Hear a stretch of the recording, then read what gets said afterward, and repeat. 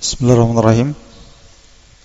Innal hamdalillah nahmaduhu ta'ala wa nasta'inuhu wa nastaghfiruh wa na'udzu billahi min shururi anfusina wa sayyiati a'malina. May yahdihillahu fala mudilla lahu wa may yudlil fala hadiya lahu. Asyhadu an la ilaha illallah wahdahu la syarika lahu wa asyhadu anna Muhammadan abduhu wa rasuluhu. Yaqulu Allahu jalla wa ala: Ya ayyuhalladzina amanu taqullaha haqqa tuqatih wa la tamutunna illa wa antum muslimun.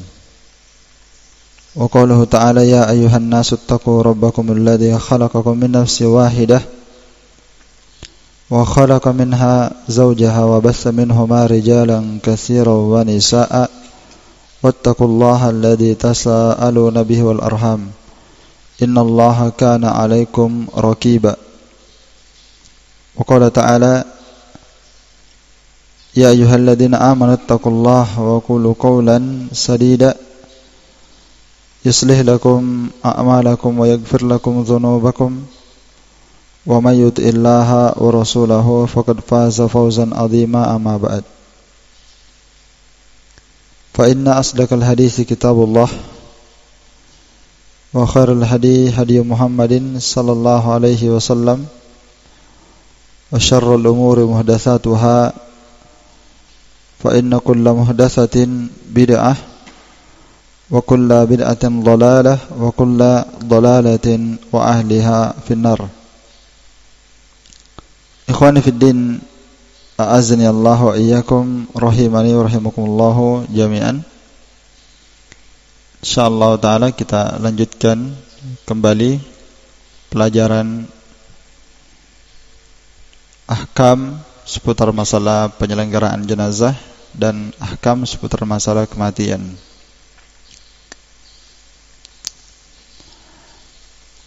Pada pertemuan kemarin dan kita sekarang berada pada majelis yang ke-82. Pada majelis yang kemarin kita sudah jabarkan tentang apa saja yang diharamkan dalam syariat seputar masalah kuburan. Nah, kita lanjutkan kembali beberapa hal yang dilarang dalam syariat tentang masalah kuburan ini, yaitu as-safaru ilaiha. Seorang sengaja bersafar untuk pergi berziarah kubur. Ya, dia sengaja bersafar, melakukan perjalanan jauh dengan niat untuk ziarah kubur. Hal ini dilarang berdasarkan hadis Abu Hurairah. Rasulullah SAW bersabda: La tushaddur rihal illa ila thalathati masajid, Al-Masjidil Haram wal Masjidil Rasul sallallahu alaihi wasallam wa Masjidil Aqsa. Seseorang tidak diperbolehkan, yakni dilarang, ya. Seorang tidak diperbolehkan, yakni dilarang melakukan syaddur rihal. Syaddur rihal yakni membebankan diri untuk melakukan perjalanan dalam rangka untuk melakukan ketaatan. Iya. Untuk melakukan kebaikan dari kebaikan agama. Iya.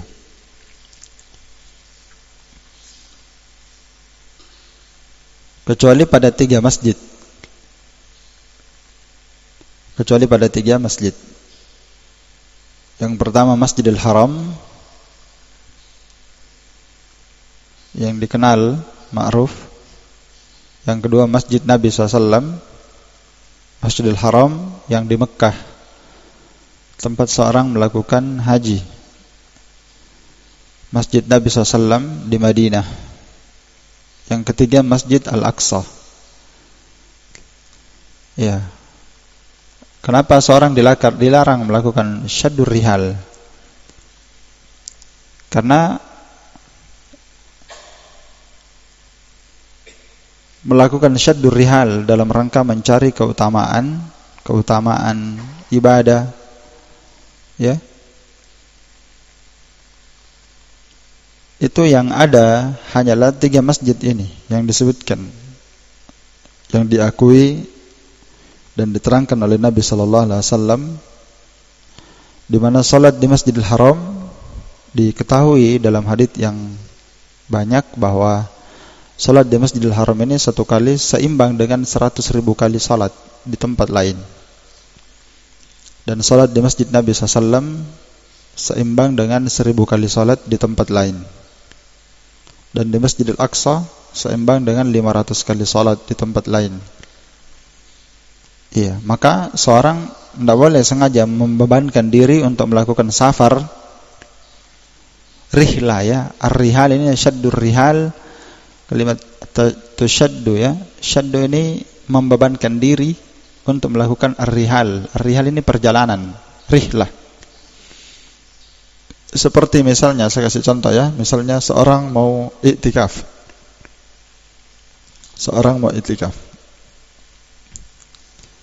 Tidak boleh seorang sengaja pergi bersafar untuk pergi beriktikaf, menganggap ada tempat tertentu di sana kita lebih bagus iktikaf, lalu dia melakukan safar. Misalnya dari sini dia pergi ke Makassar misalnya, sengaja diniatkan karena menyangka bahwa di sana ada keutamaan lebih baik, sehingga dia melakukan safar. Maka itu dilarang, karena dia ke sana pergi untuk melakukan safar, menganggap ada keutamaan khusus di tempat itu untuk pergi beriktikaf. Iya. Atau dia sengaja pergi, ya, melakukan rihlah di tempat tertentu dengan keyakinan di sana ada keutamaan khusus. Kecuali 3 masjid ini saja, ya. Iya. Termasuk banyak orang sekarang yang melakukan syaddur rihal selain 3 masjid ini. Mereka melakukan syaddur rihal bukan di 3 tempat ini, bukan di 3 negeri, Mekah, Madinah, dan Palestina, di Masjidil Aqsa. Mereka syaddur rihal ke Bangladesh misalnya, jauh sekali, insyaallah, ya. 40 hari IPB di India, pergi di India, Pakistan, Bangladesh, cari keutamaan dakwah di jalan Allah Ta'ala, melakukan syaddur rihal, mencari keutamaan di sana. Dengan hal itu, maka itu adalah perbuatan yang menyelisihi Quran dan Sunnah. Nah, dan tidak ada yang kita ketahui ada tempat yang lebih afdal di bumi ini, yang lebih afdal dibandingkan Mekah. Iya. Sampai Nabi SAW berkata, sesungguhnya Mekah ini adalah tempat yang paling dicintai oleh Allah di atas permukaan bumi, kata Nabi. Seandainya, kata beliau, saya tidak diusir oleh penduduk Mekah ini, saya tidak akan tinggalkan Mekah. Iya. Seandainya bukan karena beliau diusir, diperangi, sampai dikeluarkan dari kampungnya, maka beliau tidak akan tinggalkan Mekah. Dan memang seperti itulah sunnah seluruh Nabi dan Rasul. Ketika Nabi baru saja didatangi oleh Jibril di Gua Hira itu, selama dia melakukan tahannus, kemudian datanglah Jibril, kemudian disuruh baca Iqra. Ingat kisahnya kan? Setelah itu Nabi SAW merasa takut, kemudian ditenangkan oleh istrinya Khadijah. Setelah itu Nabi dibawa oleh Khadijah kepada pamannya. Siapa nama pamannya? Warakah bin Naufal, ya kan? Kemudian Warakah bin Naufal ini ahli kitab, dan dia beriman kepada Nabi SAW. Dia dari ahli kitab, dan dia berkata, yang mendatangi kamu itu adalah yang mendatangi Nabi Musa alaihissalam, sama. Ini Jibril alaihissalam, yang mendatangimu sama. Dan seandainya, kata beliau, saya berumur panjang, saya akan membela kamu, dan kamu pasti nanti akan diusir dari kampungmu seperti Nabi Musa. Dan terjadi seperti itu. Seperti itulah Nabi dan Rasul, ya. Dia akan diusir oleh kaumnya. Ya, dia akan diperangi oleh kaumnya. Sama Nabi SAW. Jadi intinya di sini pembahasan saya, Makkah itu adalah keutamaannya sangat besar sekali. Ya, tidak diragukan. Orang pergi rihlah ke sana itu tidak ada keraguan keutamaannya, pergi cari keutamaan. Nah, yang kedua, sisi yang kedua lagi saya kasih contoh selain i'tikaf, seperti ziarah kubur ya. Tidak boleh seorang melakukan safar untuk ziarah kubur, walaupun ke kubur Nabi SAW.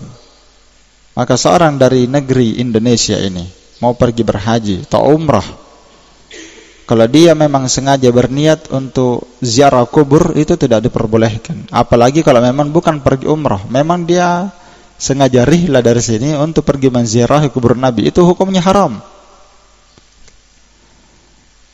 Ya, padahal seharusnya tidak perlu diniatkan itu. Cukup dia pergi ke Madinah, dia sholat di sana, dia mendapatkan keutamaan yang banyak. Setelah itu dia salam kepada Nabi SAW.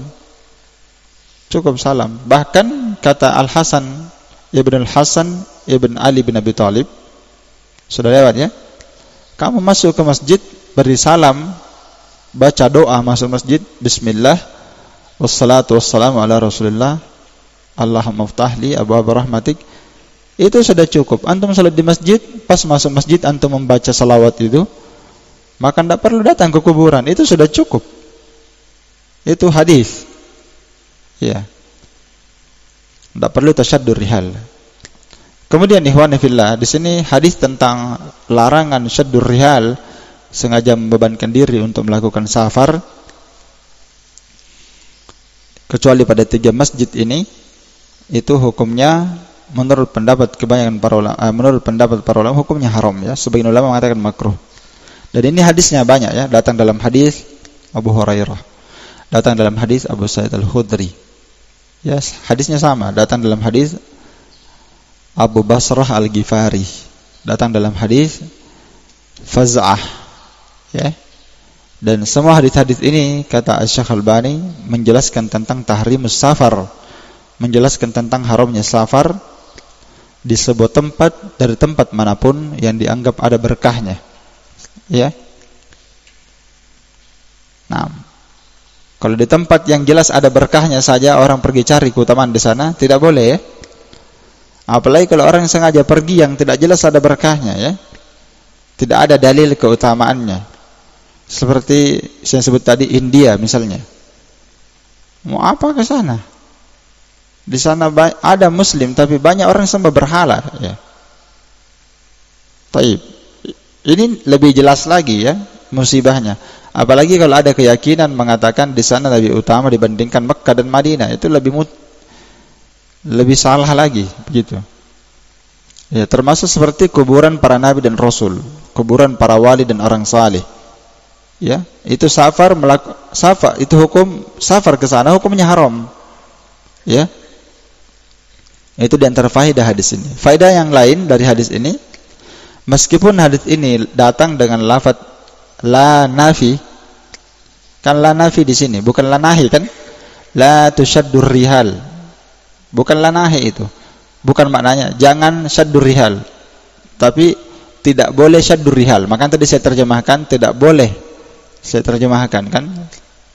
Tidak boleh seseorang melakukan syaddur rihal. La di sini la nafi, namun yang diinginkan dengannya bermakna nahi, bermakna larangan. Karena itu dalam kaidah syariat, kaidah bahasa Arab, kadang datang dalam la nahi, la nafi, la bermakna tidak boleh dinafikan, namun dia bermakna nahi, bermakna larangan. Sebagaimana dikatakan oleh Al-Hafidz Ibnu Hajar bahwa lana di sini, la nafi di sini bermakna nahi. Iya. Ini sama dengan firman Allah Ta'ala ya dalam Al-Quran tentang haji. Fala rafatha wala fusuqa wala jidala fil hajj. Tidak boleh seorang ketika melakukan haji tidak boleh melakukan ar-rafath. Ya. Ar-rafath yakni hubungan badan. Berdusta, bisa bermakna berdusta. Wala fusuqa, tidak boleh berbuat kefasikan. Wala jidala, dan tidak boleh berdebat ketika dia melakukan haji. Di sini penafian di sini bermakna larangan, ya.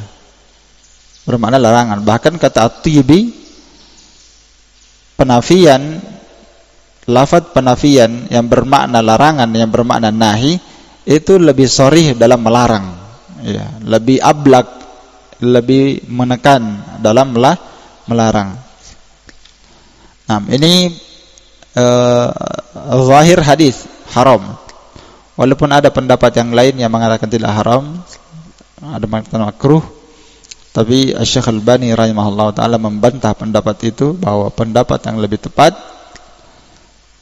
di sini bermakna haram, melakukan rihlah, perjalanan di tempat-tempat tertentu untuk mencari berkah, keutamaan.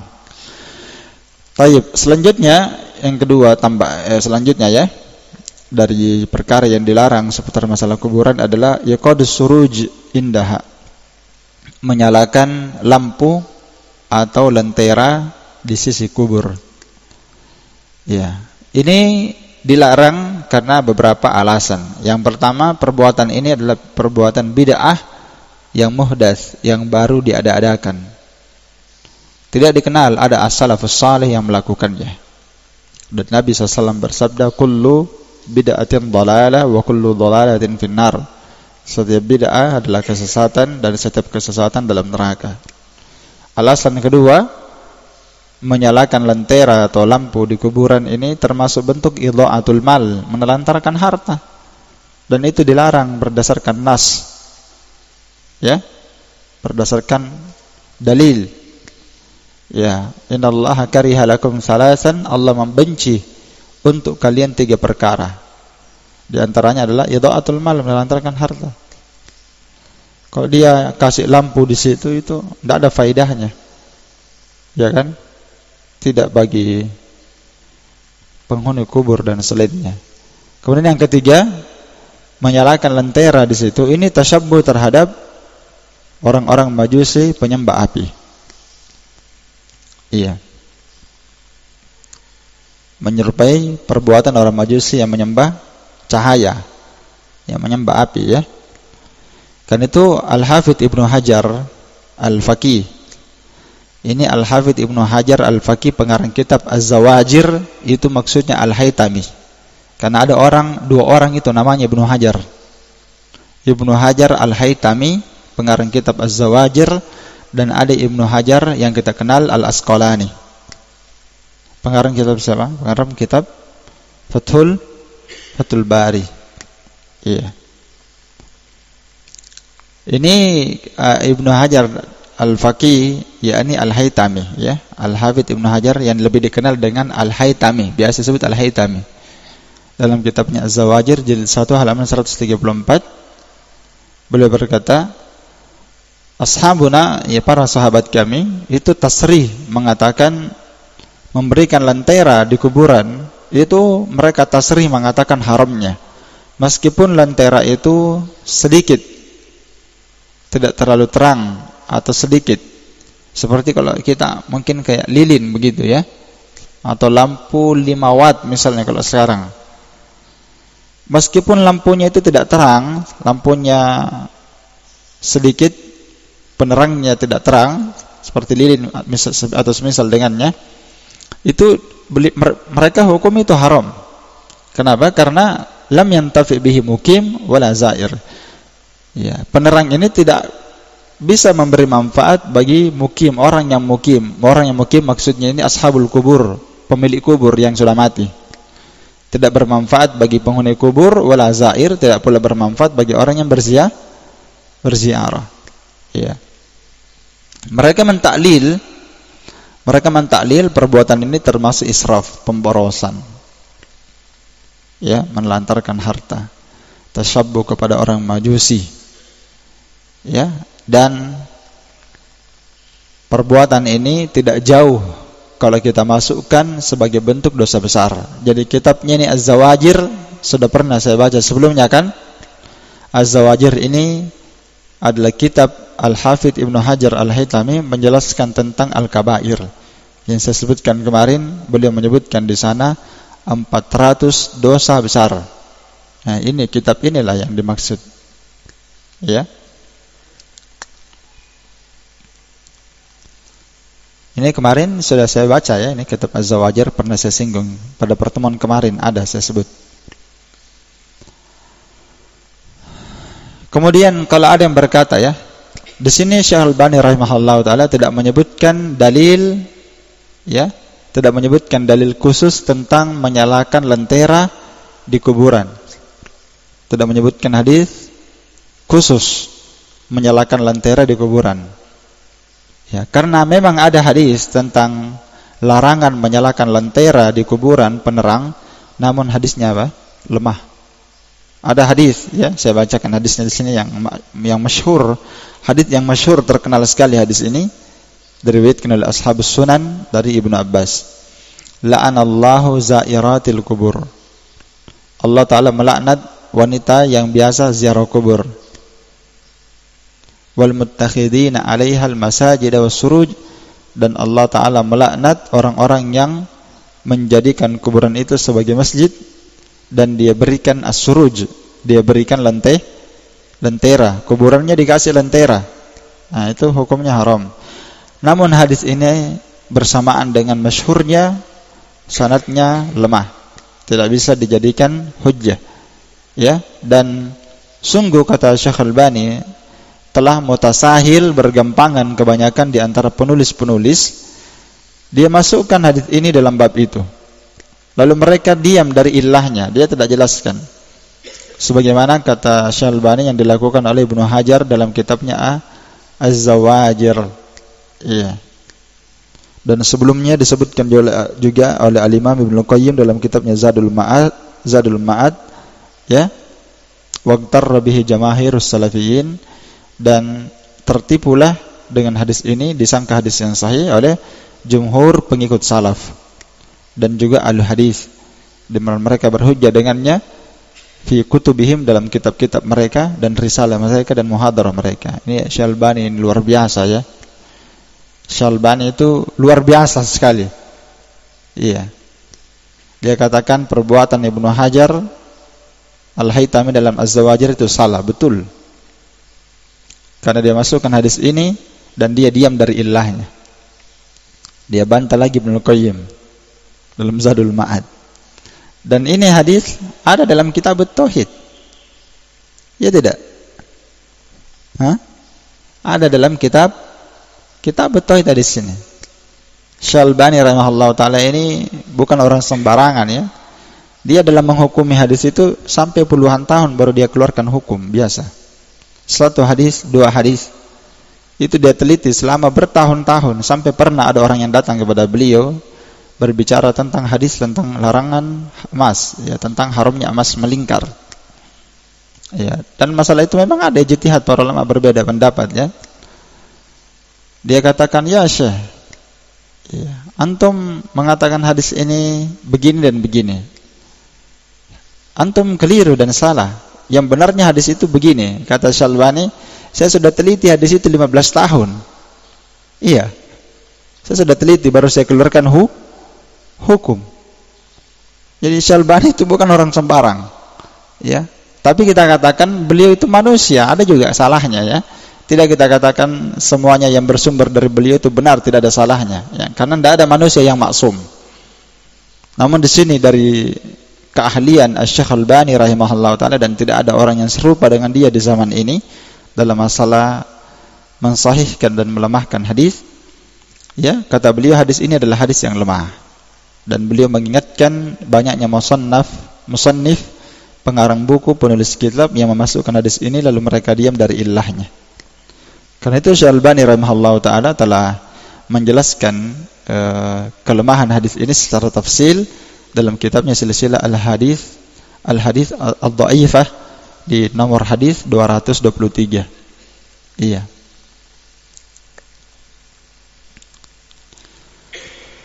Naam.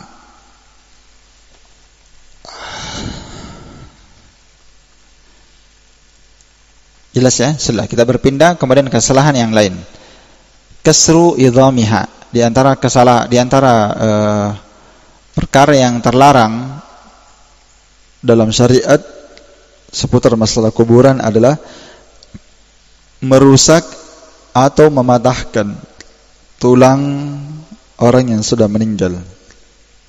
Merusak atau mematahkan tulang orang yang sudah meninggal. Ini berdasarkan dalil sabda Rasulullah SAW, inna kasra idhamil mu'min mayitan mislu kasrihi hayyan. Ini hadis yang beliau sebutkan yang paling lengkapnya ya, karena ada lafaz lain dari hadis ini ya. Kisra idhamil mayyit pernah saya baca ya, mematahkan tulang mayit kakisrahi haya, seperti kasrihi haya, seperti mematahkannya ketika dia masih hidup. Namun di sini datang dalam lafaz mukmin. Inna kasra idhamil mu'min azmil mu'min, sesungguhnya mematahkan atau merusak tulang orang beriman di masa dia sudah meninggal sama dengan mematahkannya ketika masih hidup. Nah, dalil ini sering menunjukkan bahwa hurmatul mukmin sawa, kehormatan seorang mukmin muslimah masuk dalamnya. Kehormatan mereka itu sama di masa hidup ataupun setelah mati, sama kehormatannya. Dijaga auratnya, tidak boleh diungkap aibnya di masa dia sudah meninggal. Ya. Bahkan orang yang sudah meninggal ini tidak perlu kita membahasnya lagi, sudah selesai. Ada orang sudah meninggal masih dibahas terus ininya. Dia sudah menghadapi amalannya di kuburan. Ya, kecuali misalnya kalau dia punya kesesatan dan penyimpangan yang terkait dengan umat yang harus dijelaskan, ya tidak apa-apa dijelaskan sebatas itu. Ya, tapi sebatas itu walaupun dia sudah meninggal ya. Kalau dia punya akidah yang sesat dan menyimpang, tidak apa-apa dijelaskan, diarahkan kepada umat. Ini kesalahan, tidak boleh diikuti. Adapun membahasnya, kejelekan-kejelekannya dibahas, bahkan melaknatnya, mencercanya, walaupun itu orang kafir, tidak baik. Iya kan? Misalnya orang kafir dia bahas, dia burukkan terus, dia jelekkan, tidak ada faedahnya. Ya, dia sudah mendapat urusannya di kuburan. Nah, jadi ala kulli hal kehormatan seorang mukmin sama hidup dan mati. Dan Asy-Syaikh Al-Albani rahimahullah berkata, hadis ini adalah dalil tentang haramnya merusak dan mematahkan tulang mayit seorang mukmin. Lafadznya mukmin ya ditambah ya. Jadi hadis ini dalil yang menunjukkan haramnya apa? Merusak dan mematahkan tulang mayit yang mukmin. Iya. Karena itu datang dalam kitab-kitab Al-Hanabilah mengatakan, kitab-kitab pengikut mazhab Imam Ahmad mengatakan diharamkan memotong sedikit pun dari bagian badan si mayit. Memotong sebagian dari badan si mayit. Walaupun sedikit dia potong, misalnya dia potong jarinya, dia potong telinganya, dia potong sedikit kulitnya. Dan ini terjadi ya. Apakah ada tujuan tertentu atau memang karena kebencian setelah perang dimutilasi? Nabi melarang mutilasi. Ya, mestilah kan? Nabi SAW melarang mutilasi. Karena orang berperang bukan tujuannya berdendam, ya bukan. Orang pergi berperang bukan tujuannya dendam seperti orang-orang kafir, musyrik. Mereka berperang dengan Nabi dan para sahabatnya, setelah mereka bunuh sahabat, mereka cincang-cincang. Mereka mutilasi seperti Hamzah ya.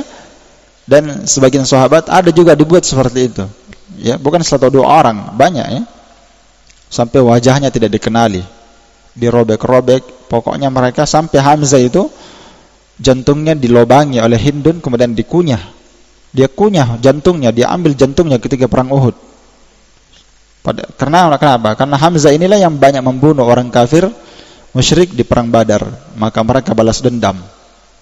Ketika mereka dapati Hamzah meninggal di perang Uhud, dia mutilasi wajahnya, dia mutilasi badannya, kemudian jantungnya dia ambil, lalu dia kunyah jantungnya. Tapi dia tidak makan, dia muntahkan kembali. Karena apa? Dendam. Ya, muslim dilarang mencincang.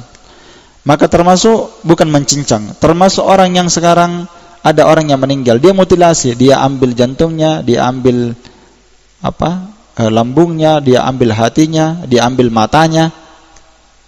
Untuk apa? Kemaslahatan. Misalnya ada orang yang hidup, orang mati ini diambil matanya, dipindahkan.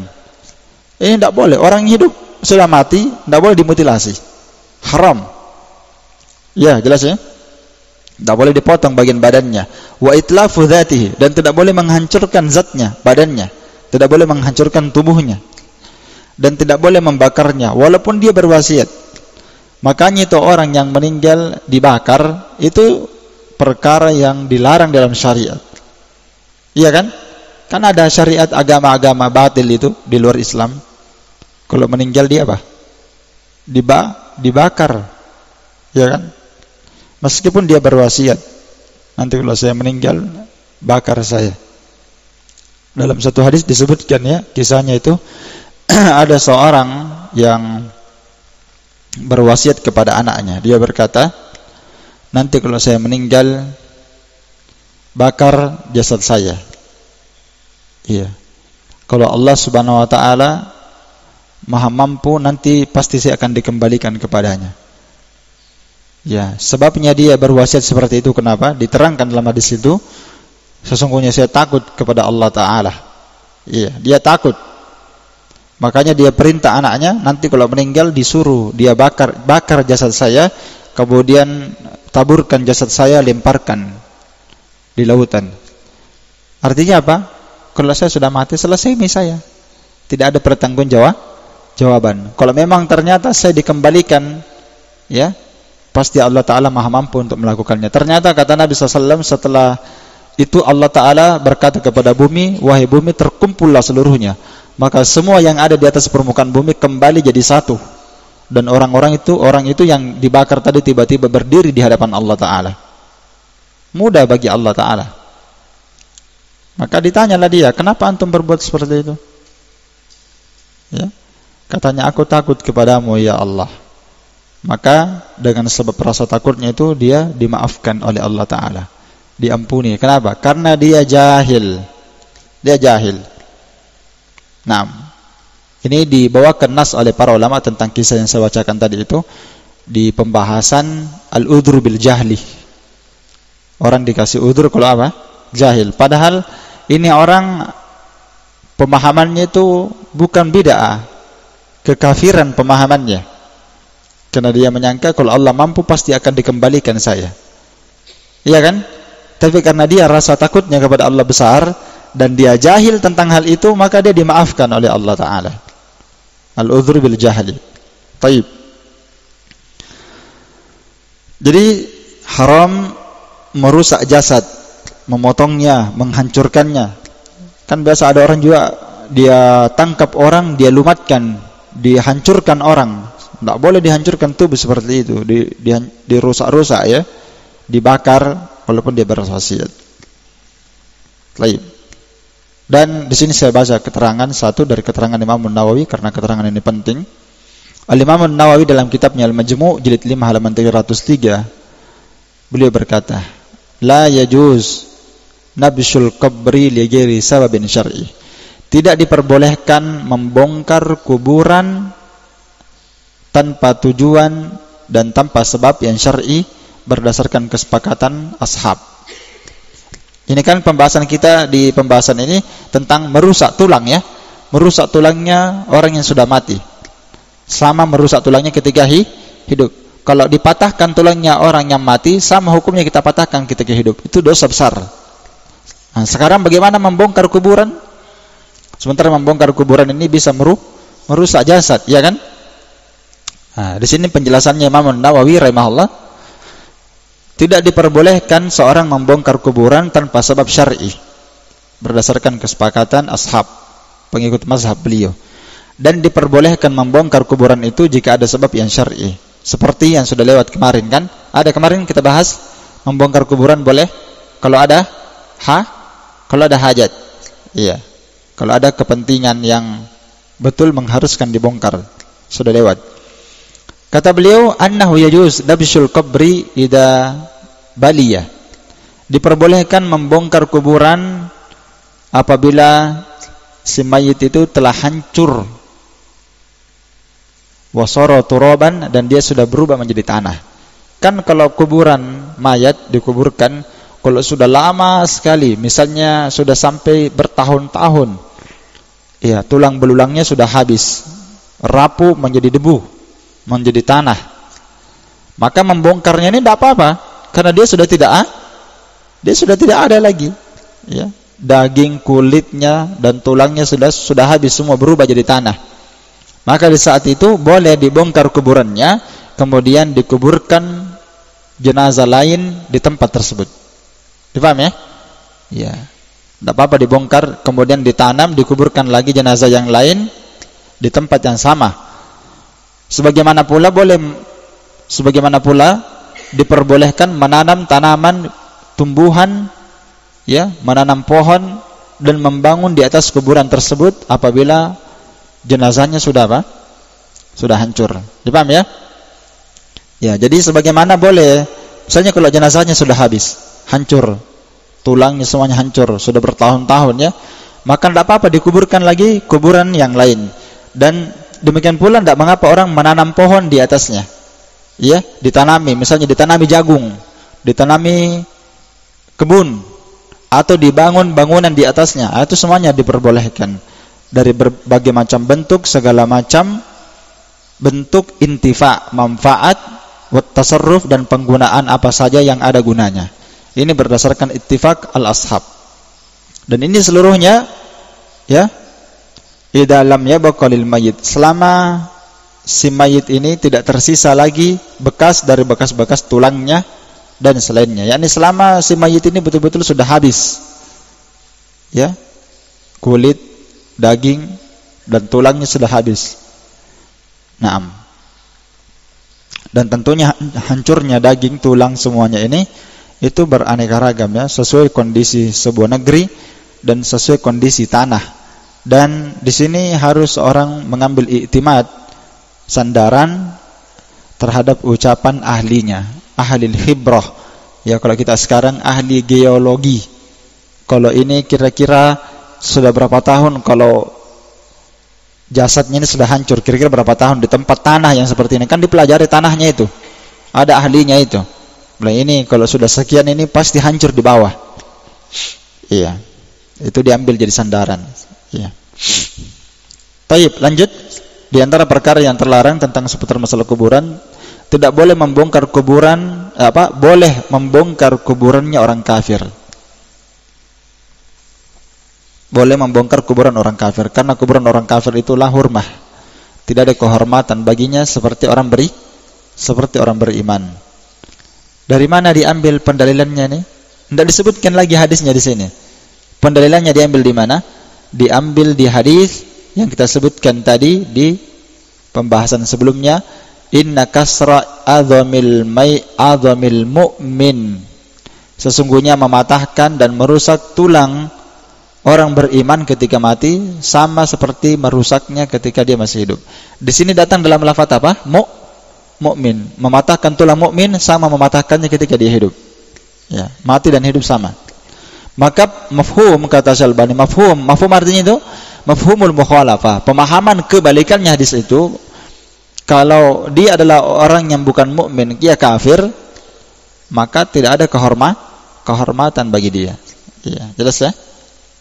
Nah, ini mafhum mukhalafah. Apalagi datang yang menyaksikan hadis ini, yang menguatkannya adalah hadis Anas bin Malik. Hadis Anas bin Malik, kisah ketika Nabi datang ke Madinah, maka beliau turun di ujung Madinah, ya, fi hayyin, di sebuah kota, kampung yang dikenal dengan kampung Bani Amr ibn Auf. Ya. Nabi turun di sana. Lalu Nabi tinggal di sana selama 14 malam. Iya. Di kampung Madinah, di ujungnya. Kemudian Nabi mengutus, ya, Bani Najjar, mengutus seorang kepada Bani Najjar, ya, lalu mereka pun datang, ya, dengan membawa pedang-pedang mereka. Seakan-akan aku melihat kepada Nabi sallallahu alaihi wasallam di atas di atas tunggangannya, dan Abu Bakar sedang membonceng Nabi sallallahu alaihi wasallam. Iya. Abu Bakar sedang membonceng Nabi sallallahu alaihi wasallam. Taib. Dan Bani Najjar ini berkeliling, mereka ada di sekitar Nabi sallallahu alaihi wasallam, mereka ada di sekitar Nabi sallallahu alaihi wasallam berkerumun hatta ata bi fana'in Abi Ayyub, sampai ketika Nabi sudah tiba di halamannya Bani Ayyub. Jadi ini awal mulanya datang Nabi ya. Nabi turun di kampung yang dikenal Banu Amr. Nabi tinggal 14 malam, kemudian Nabi mengutus seorang ke Bani Najjar. Mereka datang membawa pedang-pedang mereka. Kemudian mereka berjalan bersama Nabi SAW. Nabi dibonceng oleh Abu Bakar, dan Nabi SAW diikuti oleh rombongan Bani Najjar. Dipaham ya? Ya. Sampai ketika Nabi tiba di halamannya Abu Ayyub, sahabat Ansar. Dan wa kana yuhibbu an yusalli haitsu adrakathu as-shalah. Dan Nabi SAW orangnya itu cinta dan senang beliau salat, kapan waktu salat mendapati beliau langsung salat di situ. Kan hadisnya ada kan? Dimanapun umatku didapati waktu salat, maka seluruh bumi bisa dijadikan tempat salat. Ini belum ada masjid ini, ya. Belum ada masjid. Maka Nabi SAW singgah di situ tiba waktu salat. Wa yusalli fi marabidil ghanam. Dan Nabi SAW pun salat pula di kandang dari kandang kambing. Iya. Wa kana amara bi bana'il masjid. Maka disitulah Nabi SAW memerintahkan membangun masjid. Lalu Nabi mengutus seorang kepada Bani Najjar. Kepada Bani Najjar. Utusannya ini Nabi perintahkan berkata, "Ya Bani Najjar, saminuni bihayutikum hada." Ya, utusan Nabi berkata, ini perintah Nabi, "Wahai Bani Najjar, tetapkanlah untukku harga saminuni." Saminuni artinya apa? As-saman. Ya, paham ya? As-saman ya. As-saman artinya apa? Harga kan? Saminuni, maksudnya hargailah itu untukku, begitu. Hargailah itu untukku. Apanya mau dihargai? Bihaitikum hada, kebunmu ini. Berapa harganya? Nabi mau bangun masjid. Iya, di kebunnya Bani Najjar. Iya. Tetapkanlah harga untukku di kebun kamu ini. Berapa harganya? Hargakan untukku. Qalu la wallahi. Mereka berkata, la, tidak. Wallahi, demi Allah, la natlubu thamanahu illa ilallah. Kami tidak mengharapkan harganya itu sedikit pun kecuali kepada Allah Ta'ala. Ini luar biasa ini. Dan ini pahalanya, pahala jariahnya Bani Najjar. Iya, pahala jariahnya Bani Najjar. Semua orang yang salat di Masjid Nabawi, Bani Najjar yang dapatkan seluruh pahalanya orang salat di sana. Iya, karena ini tanahnya Bani Najjar. Bukan, seingat saya ini bukan pemilik satu orang ya. Ini bukan pemilik satu orang ini. Fakana fihi kuburul musyrikin. Ya, ini tanahnya orang-orang Bani Najjar di sana, miliknya mereka, dan mereka dulu musyrik. Namun ketika kebun itu ternyata fihi kuburul musyrikin, ada kuburnya orang-orang musyrikin di situ. Ya, yang ditanam. Maka khirabun wa nakhlun. Ya. Dan sebagaimana ada kuburan musyrikin, ada pula khirabun, puing-puing bangunan. Ya, ada puing-puing bangunan ya. Maksudnya bangunan tua sudah puing-puingnya, dan ada nakhlun, dan ada pula pohon-pohon kurma. Ada kuburan, ada puing-puing bangunan, dan ada pohon kurma. Ya. Fa amara Nabi sallallahu alaihi wasallam bi kuburil musyrikin fa nubishat. Maka Nabi SAW pun memerintahkan kubur orang musyrikin itu dibongkar. Ya, dibongkar. Summa bil khirab fasuwiyat. Kemudian semua puing-puing bangunan itu diratakan. Diratakan semua puing-puing itu. Wa bin nakhli faquti'a. Dan semua pohon-pohon kurmanya itu dipotong. Iya. Fasaffun nakhla qiblatal masjid. Maka mereka pun menjadikan pohon kurma itu di arah kiblat masjid. Wa ja'ala udadatah al-hijarah. Dan menjadikan udadahnya sebagai hijarah. Ya, dan mereka pun yang kulun as-sakhra wa hum yartajizun wan nabi ma'ahum, dan Nabi bersama mereka sambil berkata, yang membacakan bait syair. Ala kulli hal, di sini syahidnya sudah kita bacakan tadi ya, bahwa kuburan orang musyrikin dibongkar. Maka Al-Hafidz Ibnu Hajar dalam Fathul Bari berkata, pada hadis ini diperbolehkan seorang at-tasarruf, memanfaatkan pada kuburan yang dimiliki itu dengan dihibahkan dan dijual. Iya. Maksudnya diperbolehkan. Hadis ini dalil menunjukkan bahwa boleh seorang tasarruf mempergunakan memanfaatkan ya kuburan yang dimiliki, bisa dihibahkan dan bisa dijual. Karena Nabi ingin membelinya, padahal Nabi tahu ada kuburan ya. Ya, dan diperbolehkannya pula membongkar kuburan orang musyrikin ad-darisah yang sudah hancur, idza lam takun muhtarima, jika dia tidak terdapat padanya hurma seperti kehormatan orang-orang beriman. Dan diperbolehkan salat di kuburan orang musyrikin setelah kuburan itu dibongkar dan dikeluarkan apa yang ada di dalamnya, dan diperbolehkan membangun masjid di tempat bekas kuburan. Ya, ini dalilnya ya tentang boleh membangun masjid di tempat bekas apa? Kuburan. Jadi misalnya ada kuburan di situ. Iya, setelah kuburannya dikeluarkan, dibongkar, boleh bangun masjid di atasnya. Atau kalau misalnya kuburannya sudah hancur semua, boleh orang bangun masjid di atasnya. Kalau sudah dipastikan, ya kan? Kalau sudah dipastikan kuburannya habis. Selesai pembahasan kita di pembahasan ahkam al-janaiz ini. Ini pembahasan kita yang terakhir tentang bid'ah al-janaiz. Bid'ah perkara-perkara yang ditambahkan seputar masalah penyelenggaraan jenazah. Iya. Bid'ah janaiz ini tentunya banyak ya. Ada bid'ah yang dilakukan sebelum kematian, ada bid'ah yang dilakukan setelah kematian. Ada bid'ah seputar masalah memandikan jenazah. Ada bid'ah seputar masalah mengkafani jenazah. Ya, mengkafani jenazah dan mengantarkannya. Ada bid'ah seputar masalah salat, ada bid'ah seputar menguburkan jenazah. Ya, dan ada bid'ah seputar masalah takziyah, dan ada bid'ah seputar masalah ziarah kubur. Ya. Baik. Kita ringkas. Di antara bid'ah yang biasa dilakukan sebelum meninggal, sebelum wafat ya, sebelum meninggal adalah keyakinan sebagian masyarakat bahwa syaitan itu mendatangi orang yang sakaratul maut dengan bentuk menyerupai ayahnya dengan pakaian Yahudi dan pakaian Nasrani. Jadi kalau orang mau meninggal, dia didatangi oleh syaitan. Syaitan itu berbentuk seperti bapaknya dia dengan pakaian Yahudi dan Nasrani. Ya. Lalu dia menawarkan kepadanya agamanya, ya, agama Yahudi, agama Nasrani, supaya dia tersesat. Ini akidah batil, tidak ada yang seperti ini. Ya. Termasuk meletakkan mushaf di sisi kepala orang yang sakaratul maut, diletakkan mushaf di sisi kepalanya. Itu tidak ada dalilnya.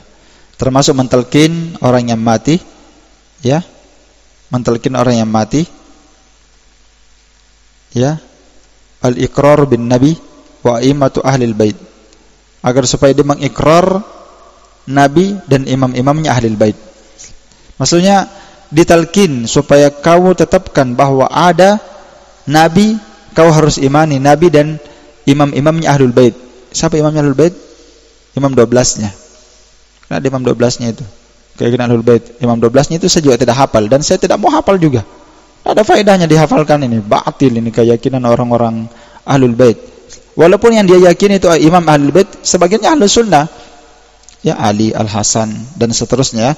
Tapi keyakinan mereka ini banyak masalahnya ya. Dia katakan ini imam ahlul bait nanti sebelum hari berbangkit, nanti dia akan dibangkitkan khusus dulu dia. Dibangkitkan untuk apa dibangkitkan? Untuk menyiksa Abu Bakar dan Umar. Ini keyakinan sama sekali kayak dibikin-bikin begitu, kayak film. Yang buat itu mereka sendiri yang buat-buat. Tidak ada dalilnya juga.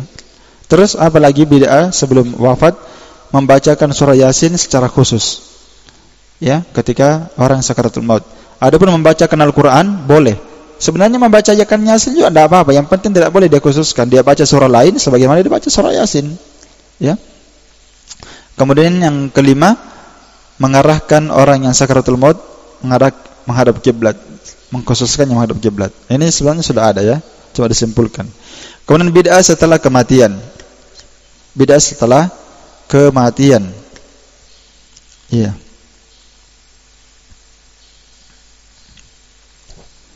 Di antara bid'ah setelah kematian adalah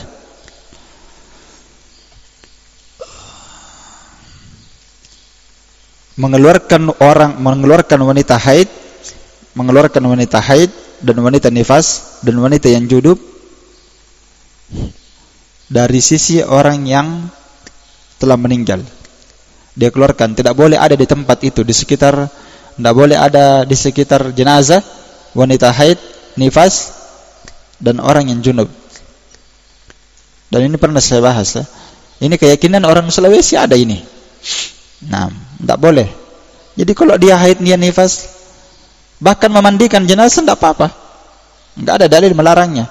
Yang ada itu hanyalah yang ada itu hanyalah ketika memasukkan ke dalam kuburan. Tidak boleh dia memasukkan jenazah ke dalam kuburan kalau dia telah melakukan hubungan badan di malam hari. Itu saja yang ada. Adapun wanita haid, nifas di sekitar rumah, di dalam rumah, tidak perlu dikeluarkan seperti keyakinan ini ya.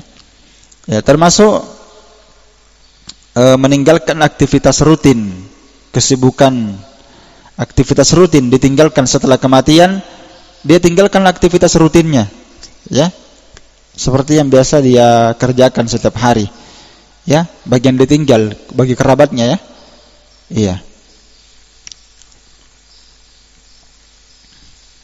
Sampai 7 hari di sini disebutkan. Sampai 7 hari. Jadi ceritanya ini sampai 7 hari jangan bikin aktivitas. Ya. Baik, termasuk keyakinan sebagian manusia bahwa ruh mayit itu gentayangan sekitar tempat yang dia meninggal padanya. Jadi misalnya dia meninggal di mana? Meninggal di rumah misalnya. Nah, maka nanti nih ruhnya ini gentayangan selama beberapa hari di sekitar rumahnya, dia keliling-keliling di situ, mutar-mutar. Ini sudah kita bahas juga ya. Tidak ada itu ruh yang kembali ke rumahnya. Karena keyakinan masyarakat kalau sudah meninggal seperti itu, dia selama beberapa hari itu datang ke rumahnya, dia lihat-lihat rumahnya. Oh, ternyata sudah begini sekarang ya. Catnya sudah berubah. Ini cerita palsu ya, khurafat. Cerita bohong, khurafat artinya bohong ya. Cerita bohong semua ini. Iya. Taib. Dan termasuk meletakkan dahan pohon yang berwarna hijau, ya, di mana? Di kamar yang dia meninggal padanya. Bukan di kuburan ini ya, di rumah. Termasuk membacakan Al-Quran di sisi mayit setelah meninggal, ya, pas ketika dimandikan.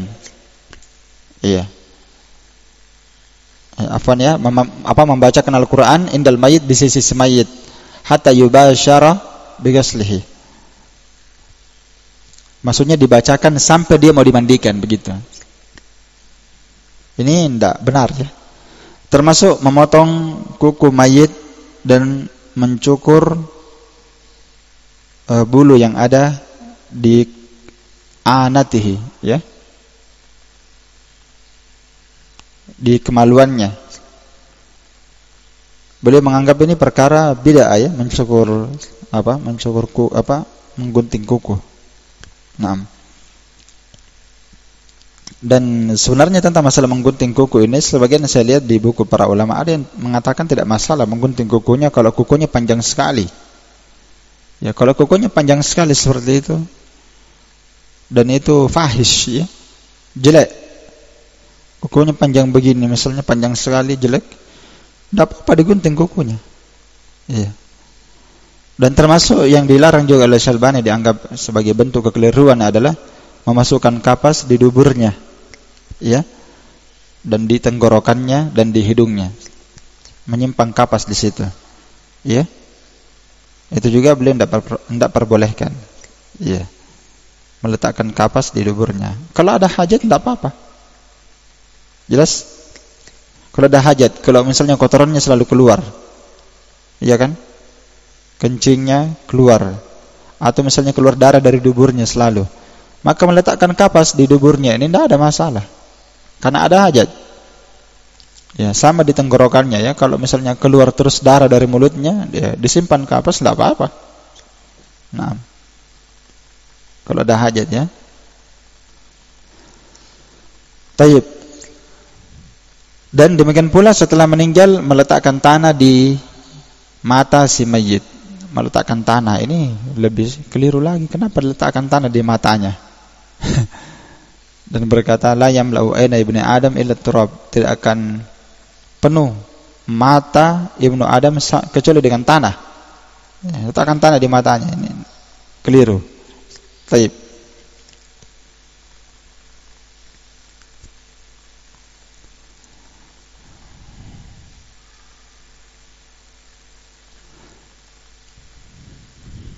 Demikian pula di antara kekeliruan setelah meninggal adalah keluarga si mayit ini tidak makan, ya, tidak makan sampai selesai dikuburkan. Jadi mulai meninggal sampai selesai dikuburkan, keluarga si mayit tidak mau makan dengan keyakinan nanti sudah selesai dikuburkan baru makan. Ini kekeliruan juga, ya. Makanya seorang kalau sudah meninggal begini, dia tidak boleh tinggalkan aktivitas rutinnya seperti biasa saja. Kebiasaan bekerja ini, makan ini, ya, tidak perlu dia istirahat total, ya, kecuali dia capek, ya, istirahat. Demikian pula mengharuskan menangis, mulai dari pagi sampai malam, diharuskan menangis terus pagi sampai malam. Ini termasuk perkara yang tidak ada tuntunannya dalam syariat, ya. Dia jadikan itu sebagai iltizam, iya. Termasuk merobek pakaian ketika kematian, berteriak dan semisalnya. 6. Ya, termasuk bersedih kepada si mayit selama 1 tahun sempurna, dan wanita tidak berhias dengan menggunakan hina, bahasa kita paci, yang menghiasi tangan, ya, tidak berhias selama 1 tahun. Bersedih selama 1 tahun dan tidak berhias selama 1 tahun, dan tidak menggunakan pakaian yang bagus dan tidak menggunakan perhiasannya selama 1 tahun. Iya. Dan tentang masalah ihdad itu ada, ya. Ihdad itu wanita yang meninggal suaminya itu ada hukum ihdatnya, tapi tidak sampai seperti 1 tahun begini. Iya. Jelas? Baik. Termasuk di antara sebagian, ya, banyak di sini, ya. Kita tidak bisa sebutkan semua. Saya tidak baca semua ini. Iya. Banyak bentuknya, seperti membiarkan jenggot tidak terurus karena menggambarkan kesedihan. Bahkan ada yang mencukur jenggotnya, ya. Mencukur jenggotnya.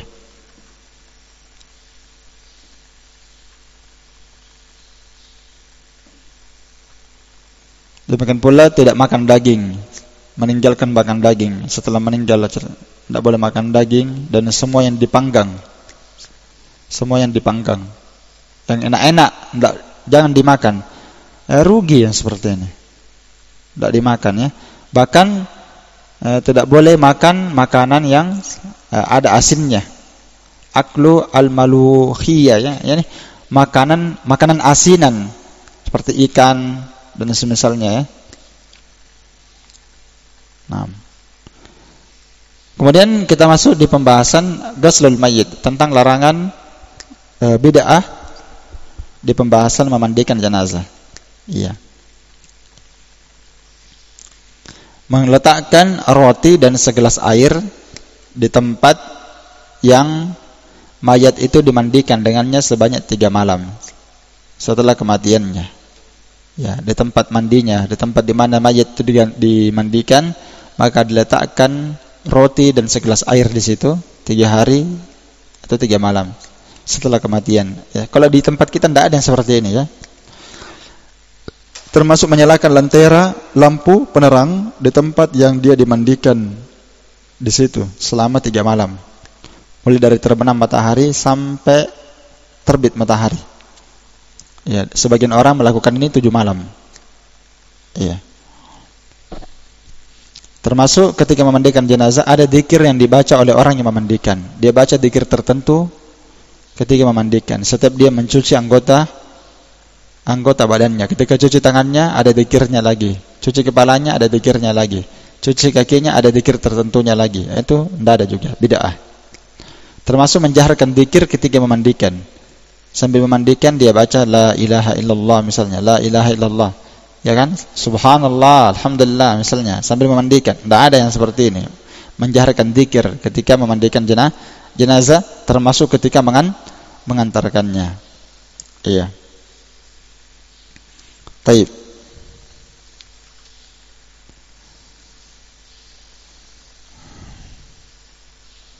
Kemudian selanjutnya al-kafnu wal khuruju bil janazah. Saya skorsing dulu sebentar ya. Sakit. Sebentar kita sambung.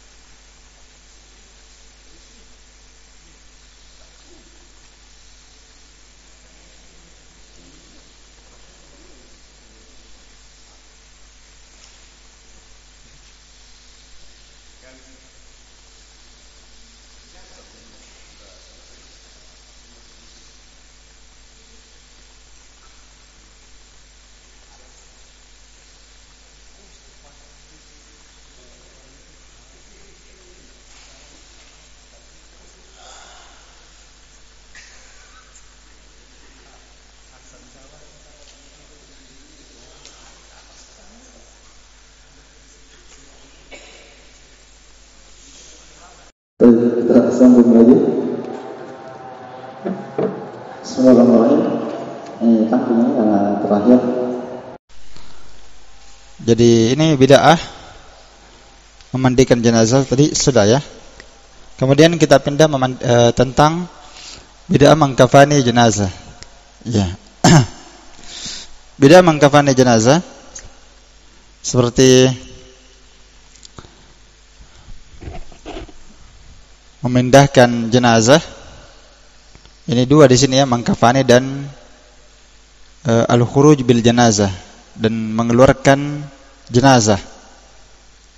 Yani yang pertama memindahkan mayat dari satu tempat ya, memindahkan jenazah ke tempat yang jauh untuk dikuburkan, di kuburan orang-orang saleh seperti ya ahlul bait, dipindah kuburannya, diantar dia dikuburkan di tempat yang jauh, bukan di tempat biasanya yang dekat. Ya, dan ini sudah kita bahas ya. Asalnya seorang meninggal itu dikuburkan di sekitar situ saja, tidak usah dibawa jauh sekali. Iya. Taib. Termasuk dari kesalahan dalam hal ini adalah menulis nama si mayit di kafan. Ya. Dan wa annahu yashhadu syahidatain, dan menulis bahwa dia telah mempersaksikan 2 kalimat syahadat.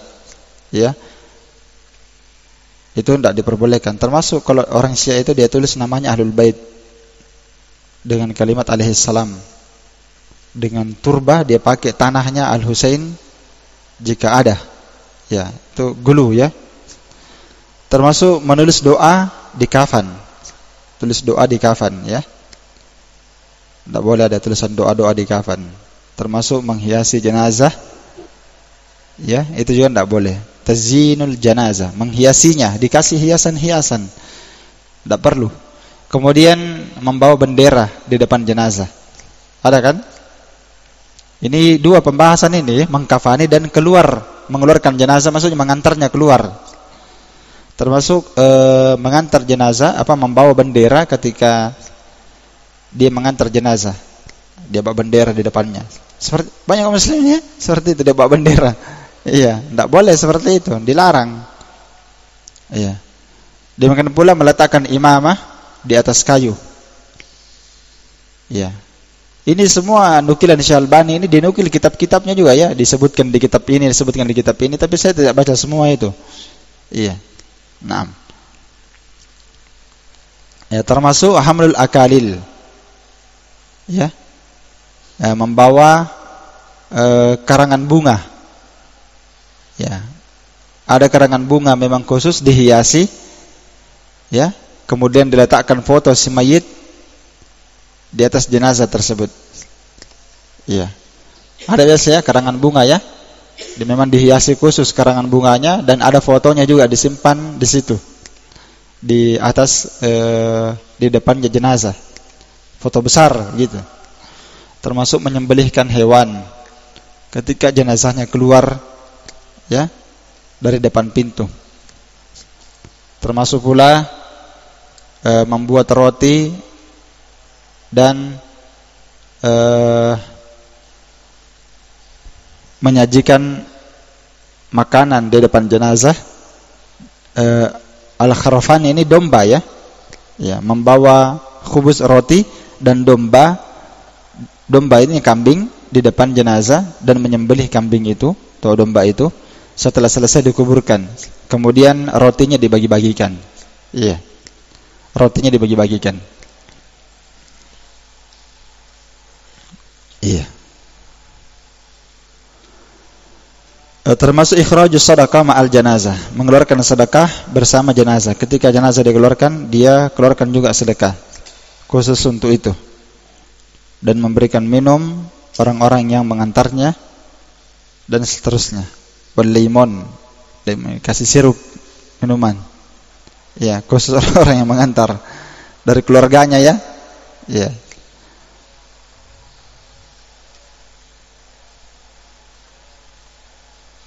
Termasuk melangkahkan jenazah sebanyak 10 langkah min kulli jadibin, setiap sisi, dari sisi 4. Jadi di sini ada 4 sisi ya. Sini sisi kanan, sisi kiri, sisi depan, sisi belakang. Dia melangkah di situ 10 kali sisi kanan, 10 kali sisi kiri, dan 4 tempat ya, janabil arba'ah, 4 junub ya. Timur, utara, selatan dan barat, begitu maksudnya. Ya, dan kalau kita sekarang adatnya di sini beda ya. Kalau keluar rumah, biasanya keluar rumah itu angkat turunkan, diangkat turunkan, diangkat turunkan 3 kali setelah keluar dari rumah. Iya. Termasuk di antara bentuk kekeliruan mengantar jenazah adalah al-ibta' fis sayr. Memperlambat langkah. Ya, langkahnya lambat sekali mengantar jenazah. Yang benarnya itu asri'u bil jenazah, disegerakan diantar. Ya, termasuk berdesak-desakan di sisi keranda mayat. Berdesak-desakan di situ.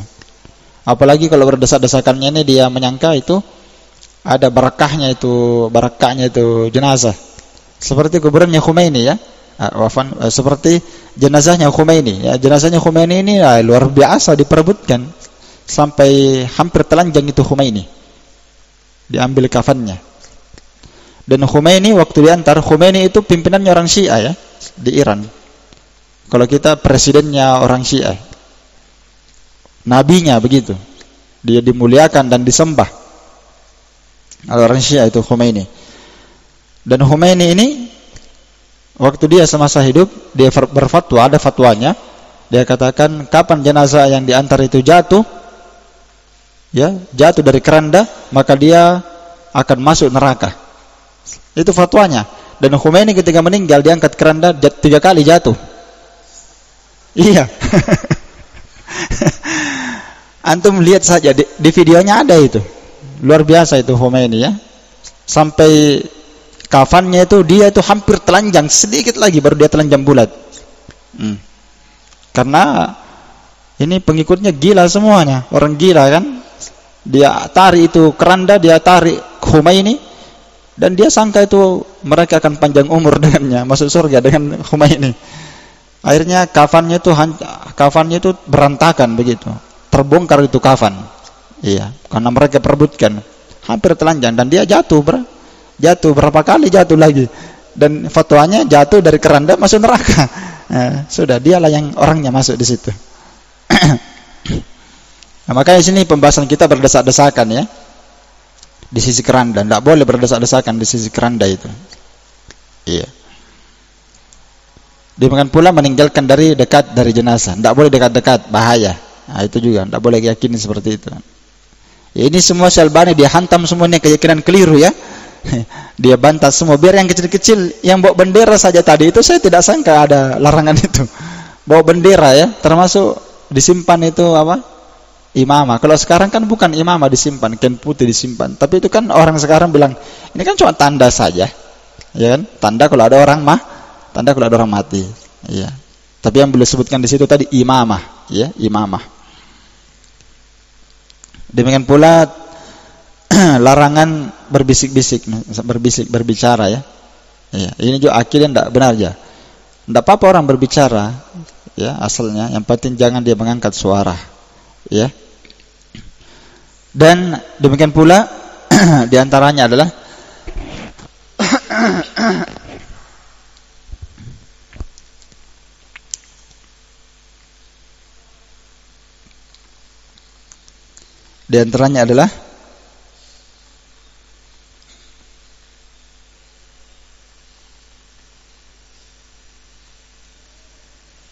melakukan ar-ritha indah huduril janazah, menyebutkan kenangan-kenangan untuk sang mayit, diterangkan menyebutkan kenangannya ketika semasa hidup. Indah huduril janazah, ketika orang menghadiri jenazah itu di perkuburan misalnya, diantar atau di masjid, sebelum disolatkan diingatkan semua, dulu ini dia begini, dikisahkan dia. Nah, biasa seperti itu ya, sebagian kaum muslimin dia kisahkan dulu, ini dulu orang begini, dia kisahkan, sebutkan kenangan-kenangannya untuk untuk sang mayit. Ya, sebelum dikuburkan biasa dilakukan di masjid dan sebelum disolatkan. Iya. Termasuk mengantar jenazah dengan menggunakan mobil khusus. Sudah lewat ya. Ambulans. Kita katakan lebih bagusnya menggunakan apa? Menggunakan mobil biasa saja. Iya. Gunakan keranda kalau bisa. Kalau tidak ada ya gunakan mobil biasa saja. Ya, termasuk mengantar jenazah kata Syalbani dengan menggunakan arba al-midfa. Mengantar sebagian orang mati, mengantar jenazah dengan menggunakan kendaraan lapis baja. Menggunakan kendaraan apa? Lapis baja. Kayak mau pergi berjihad di Suriah. Orang mati diantar kau pakai mobil lapis baja. Kemudian bid'ah seputar masalah salat. Sedikit lagi ya. Beda seputar masalah salat. Seperti salat terhadap jenazah muslimin yang meninggal di belahan bumi yang lain, dilakukan padanya salat gaib. Ya. Ba'dal ghurub min kulli yawmin. Setelah maghrib setiap hari disalatkan salat gaib. Ini lain lagi ya. Ini bid'ah dalam salat gaib banyak. Seperti apa? Melakukan salat gaib. Sini yang kedua di sini, melakukan salat gaib padahal dia tahu dia sudah disalatkan. Ya kan? Melakukan salat gaib padahal dia tahu bahwa ini orang sudah disalatkan di tempat dia di sana. Iya. Kalau yang pertama tadi, dia melakukan salat gaib setelah maghrib setiap hari dia lakukan. Setiap hari dia lakukan. Ini tidak benar.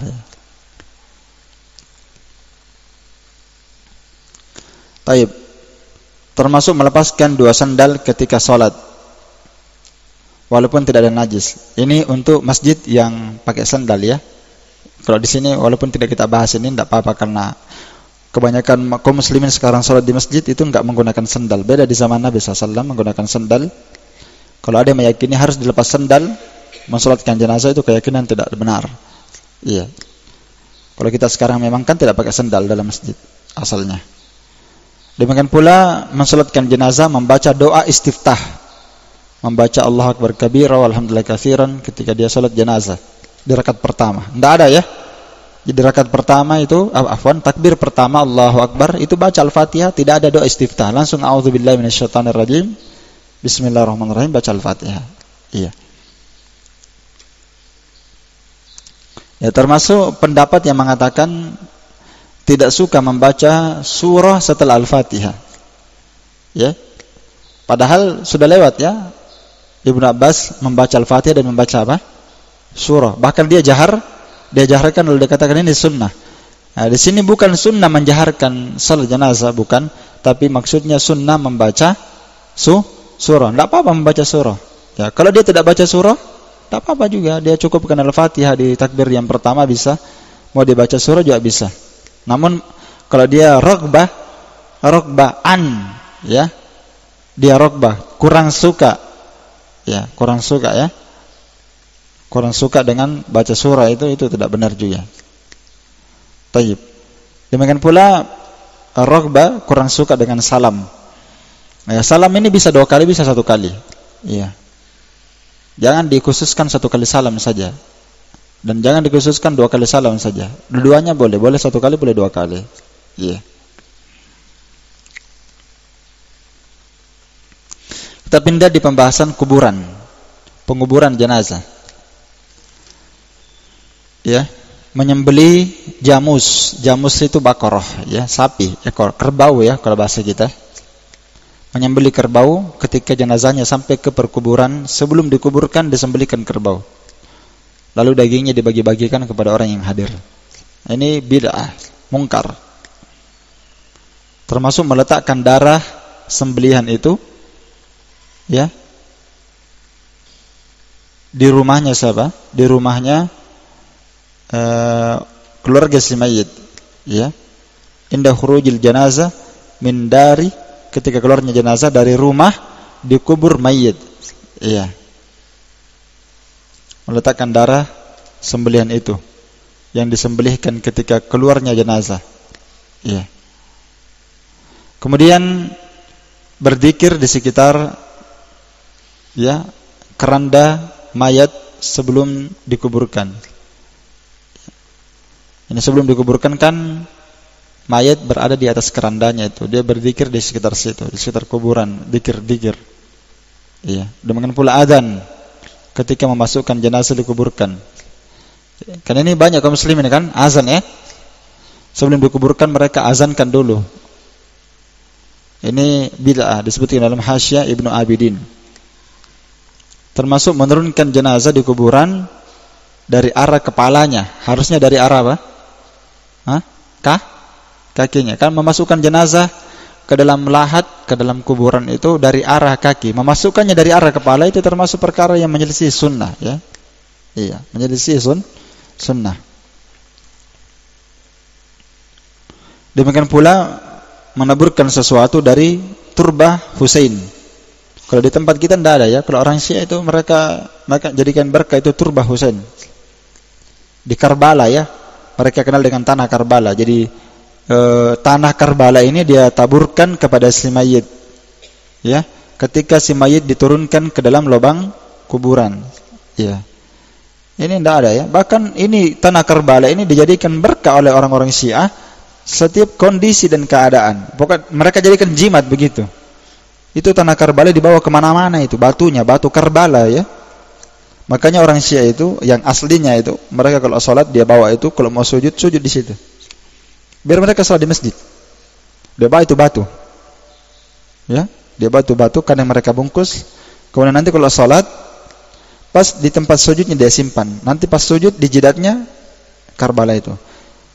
Kenapa mereka terlalu mengkultuskan tanah Karbala? Karena semua fatwa orang-orang Syiah, ulamanya orang Syiah, mereka berkata Karbala lebih afdal dibandingkan tanah haram. Iya, itu fatwanya. Karbala lebih apa? Lebih mulia, lebih afdal, lebih bagus di sisi Allah dibandingkan tanah yang ada di Masjidil Haram. Lebih bagus dibandingkan apa yang dicium itu? Hajar Aswad. Lebih bagus daripada itu, tanah Karbala. Karena tanah Karbala kata ulamanya orang-orang Syiah, kata syekhnya, itu tanah Karbala nanti diangkat ke langit di surga. Dari mana itu? Ya kan, hadisnya orang gila. Tidak ada hadis yang seperti itu. Ya, lebih afdal dibandingkan Ka'bah, bahkan lebih afdal dibandingkan tanah haram, itu tanah Karbala. Luar biasa ya bid'ah yang dibuat oleh Syiah. Ya. Demikian pula menjadikan bantal, ya, menjadikan bantal di bawah kepala si mayit dalam kuburan. Yakni dia kasih bantal kalau dia dikuburkan, dia kasih wisadah. Ada tempat-tempat dia pakai sandar kepalanya si mayit berupa bantal atau semisalnya ketika dimasukkan dalam kuburan. Bantal ini tidak ada faedahnya. Itu bantal tidak ada manfaatnya. Jadi dia sangka nih mayit ini istirahat kalau dikasih bantal ya. Kalau orang hidup dikasih bantal, kasih istirahat ya benar, sudah layak. Orang mati dikasih bantal, dia tidak tahu itu kalau itu bantal bagus ya. Tidak ada faedahnya. Nah, termasuk memberi alas pasir, memberikan alas pasir di bawah mayat tanpa darurat. Yani dikasih pasir di bawahnya khusus ketika ditanam, dikuburkan ya. Termasuk memercikkan air dan bunga di atas mayat, di atas kuburnya. Yakni menaburkan bunga, menaburkan air. Ini orang Bugis banyak melakukannya. Dia taburkan bunga, taburkan apa? Taburkan air, disiram-siram supaya dingin-dingin penghuni kubur. Kan kalau dipikir-pikir ya, kasih air ini bisa dia dingin-dingin di dalam ini. Ya kan? Dikasih bunga istirahat. Itu hayalan ya, khurafat. Karena Nabi melakukannya perkara gaib. Nabi tahu bahwa penghuni kubur ini sedang diazab, maka dengan sebab itu Nabi melakukannya, dan itu perkara gaib. Ya.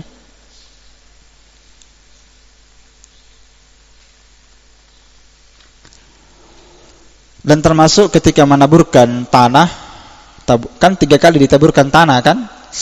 Pas ditimbun itu jenazah, ditaburkan tanah sebanyak 3 kali sunnahnya, menggunakan 2 tangan. Cuma tidak ada zikir tertentunya. Siapa yang menambah zikir tertentu, taburan pertama dia baca minha khalaqnakum, dari tanah kami ciptakan kalian.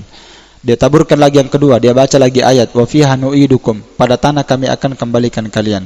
Dia tabur lagi yang ketiga, dia baca wa minha nukhrijukum taratan ukhra, dari tanah kami akan keluarkan kalian pada kali yang lain. Maksudnya dari tanah kami akan bangkitkan kalian. Iya. Ini bacaan-bacaan, tidak ada bacaan-bacaan ini. Hadisnya, kalaupun ada hadisnya lemah. Iya. Sama dengan orang yang membaca taburan pertama dia baca Bismillah, taburan kedua dia baca Al-Mulku Lillah, taburan ketiga dia baca Al-Qudratu Lillah. Ya, dikir-dikir dia tambah-tambah ini orang. Iya. Taburan keempat Al-Izzatu Lillah, taburan kelima Al-Afwu wal Ghufranu Lillah. Ini bacanya bagus semua sebenarnya ini ya, tapi orang yang bikin. Ya, taburan pertama Bismillah dengan nama Allah. Taburan kedua Al-Mulku Lillah, kekuasaan milik Allah. Taburan ketiga Al-Qudratu Lillah, kekuatan milik Allah. Taburan keempat Al-Izzatu Lillah, keperkasaan miliknya Allah. Taburan kelima Al-Afwu, ampunan dan maafnya Allah Ta'ala. Taburan keenam Ar-Rahmatu Lillah, rahmatnya Allah. Ini rahmatnya Allah. Kan kalau bahasa kita begini kan? Ini taburan ini rahmatnya Allah Ta'ala ini. Ini taburan kekuatannya Allah Ta'ala ini. Taburan ini ampunannya Allah ini. Ya. Sama orang kalau berudu ya, ketika dia cuci tangan, ya Allah jadikanlah tanganku terima catatan amalan dari tangan kanannya. Ketika berudu ada zikirnya. Ketika dia cuci wajahnya, ya Allah putihkanlah wajahku. Ketika dia cuci kakinya, ya Allah jadikanlah kakiku berjalan di atas siratul mustaqim. Itu kan dibuat-buat, itu semuanya apa? Tidak ada asalnya. Iya. Tidak ada asalnya bacaan-bacaan itu. Dikir-dikir dibuat-buat oleh orang. Iya. Taib. Dan yang hebatnya yang terakhir di sini taburan yang ke-7. Tadi itu taburan ke-6, rahmat Allah Ta'ala, taburan ke-6 ya. Taburan ke-7, kullu man 'alaiha fan. Ini sebenarnya lucu juga ini ya. Kalau dibaca ini orang-orang buat ini. Taburan ke-7, kullu man 'alaiha fan. Semua yang ada di atas permukaan bumi akan sirna. Benar juga ya. Nah. Betul-betul bid'ah ya. Kalau orang sudah belajar sunnah ini menggelikan, ini perbuatan bid'ah. Menggelikan. Apalagi di antara perbuatan bid'ah seputar masalah kuburan, ya, membaca 7 surah. Ya, membaca 7 surah. Surah Al-Fatihah 1, Mu'awwidzatain, Al-Falaq dan Al-Nas. Berarti berapa? Sudah 3 tah? Qul a'udzu birabbil falaq, qul a'udzu birabbin nas. Al-Ikhlas sudah 4. Baca lagi qul ya ayyuhal kafirun.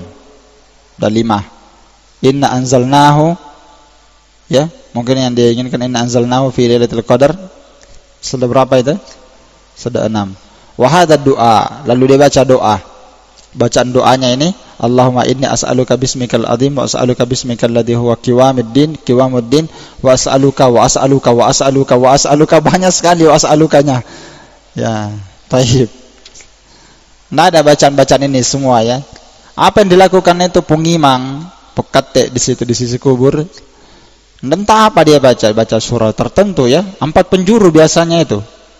Ya, ini mungkin tidak disebutkan Syalbani karena ada jadi Sulawesi ini, tidak ada di sana. Ya. Kalau di Sulawesi itu dia baca di 4 penjuru. Ada memang orang-orang tertentu itu. Oh, pengimam, poketnya itu. Sisi kiri, sisi kanan, kiri kanan, ya. 4 penjuru, ya, 4 penjuru itu dibaca.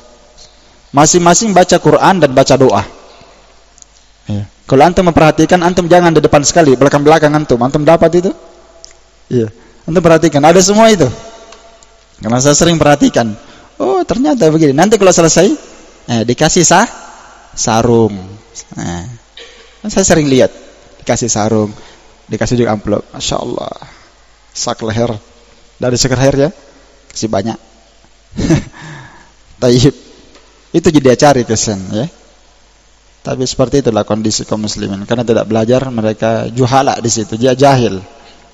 Nah, membaca Al-Fatihah di sisi kepala si mayit termasuk juga, ya, dan pembuka surah Al-Baqarah di kedua kakinya. Ini sudah. Kalau orang Arab itu dia baca Al-Fatihah, jadi yang bagian kepalanya baca Al-Fatihah, nanti bagian kakinya dia baca pembuka surah Al-Baqarah. Ya, supaya dijaga, ya, tujuannya supaya dijaga nih si mayit. Jangan sampai dimasuki dia. Ya, dimasuki oleh azab. Enggak bisa dia lari, biar antum bacakan selesai 30 juz. Kalau dia tidak sholat, iya kan? Kalau dia jahat dulu, biar antum bacakan apa? Setiap orang akan terikat dengan amalannya masing-masing. Nah, baik. Termasuk membaca Al-Quran ketika menimbun tanah si mayit. Nah, sama seperti orang begitu. Ketika sudah diproses penguburan, orang baca Quran di sisi kiri dan kanannya yang saya sebutkan tadi itu, ya. Termasuk menancapkan batu di kuburan perempuan, saya tidak paham ini, ya. Dan seterusnya, ya, dari amalan-amalan proses penguburan.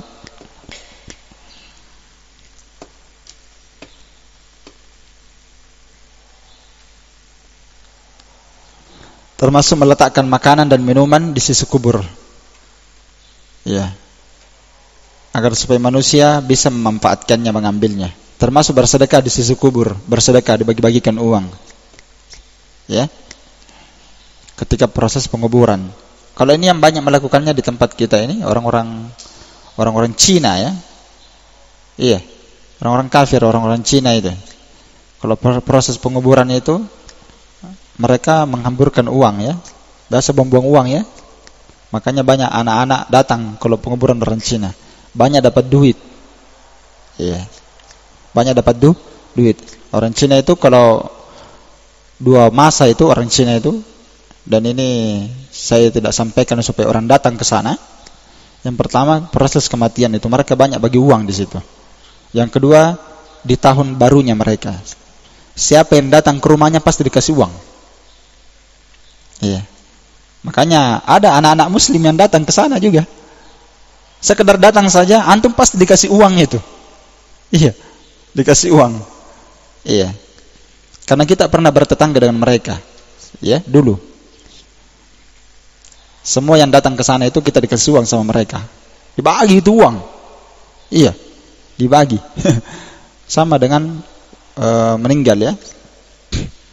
Mereka tabur-tabur uang. Mereka sangka itu adalah kebaikan ya, manfaat untuk si mayit. Dan itu tidak ada maslahatnya. Ya. Takziah, saya kira takziah ini sudah saya lengkapkan kemarin, bid'ah takziah ya. Saya tidak perlu berpanjang lebar tentang masalah takziah ini karena pembahasan takziah kemarin sudah kita selesaikan, termasuk ziarah kubur. Ya. Saya tidak usah bacakan juga karena